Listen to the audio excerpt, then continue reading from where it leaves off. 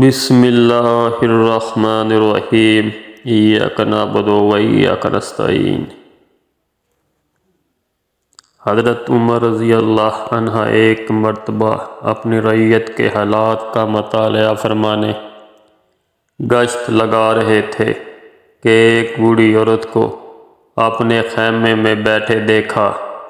آپ اس کے پاس پہنچے اور اس سے پوچھا، اے ضعیفہ، عمر کے متعلق تمہارا کیا خیال ہے؟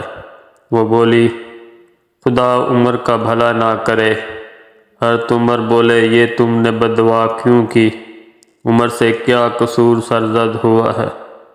وہ بولی، عمر نے آج تک مجھ غریب بڑھیا کی خبر نہیں لی اور مجھے کبھی کچھ نہیں دیا۔ حضرت عمر بولے، مگر عمر کو کیا خبر کہ اس خیمہ میں امداد کی مستحق ایک ضعیفہ رہتی ہے؟ وہ بولی، سبحان اللہ، ایک شخص لوگوں پر امیر مقرر ہو اور پھر وہ اپنی مملکت کے مشرق و مغرب سے ناواقف ہو، تعجب کی بات ہے۔ یہ بات سن کر حضرت عمر رو پڑے اور اپنے آپ کو مخاطب فرما کر بولے، اے عمر، تجھ سے تو یہ بڑھیا ہی دانا نکلی۔ پھر آپ نے اس بڑھیا سے فرمایا، اے اللہ کی بندی، یہ تکلیف جو تمہیں عمر سے پہنچی ہے، تم میرے ہاتھوں کتنے داموں پر بیچو گی؟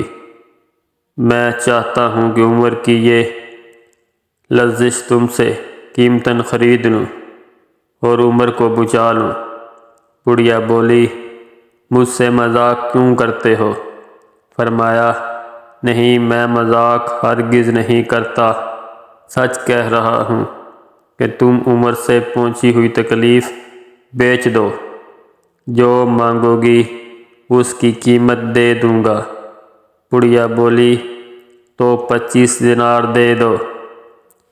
یہ باتیں ہو رہی تھی کہ اتنے میں حضرت علی رضی اللہ اور حضرت ابن مسعود رضی اللہ عنہ تشریف لے آئے اور کہا، السلام علیکہ یا امیر المومنین۔ بڑھیا نے جب امیر المومنین کا لفظ سنا تو بڑی پریشان ہوئی اور اپنا ہاتھ پیشانی پر رکھ کر بولی، غضب ہو گیا، یہ تو خود امیر المومنین عمر ہے اور میں نے انہیں منہ پر ہی کیا کچھ کہہ دیا۔ حضرت عمر نے بڑھیا کی یہ پریشانی دیکھی تو فرمایا، ضعیفہ، گھبرا مت، خدا رحم فرمائے، تم بالکل سچی ہو۔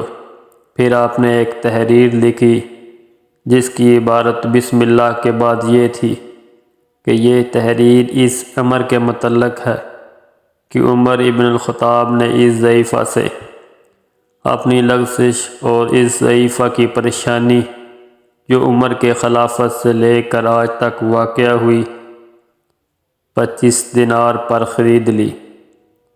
اب یہ بڑھیا قیامت کے دن اللہ کے سامنے عمر کی کوئی شکایت نہیں کرے گی۔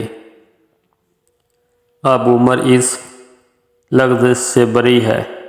اس پر علی رضی اللہ تعالی عنہ نے اور ابن مسعود رضی اللہ تعالی عنہ گواہ ہیں۔ یہ تحریر لکھ کر بڑھیا کو 25 دینار دیے اور اس قطع تحریر کو حضرت عمر نے اپنے صاحبزادے کو دیا اور فرمایا، جب میں مروں تو اس تحریر کو میرے کفن میں رکھ دینا۔ اللہ اکبر۔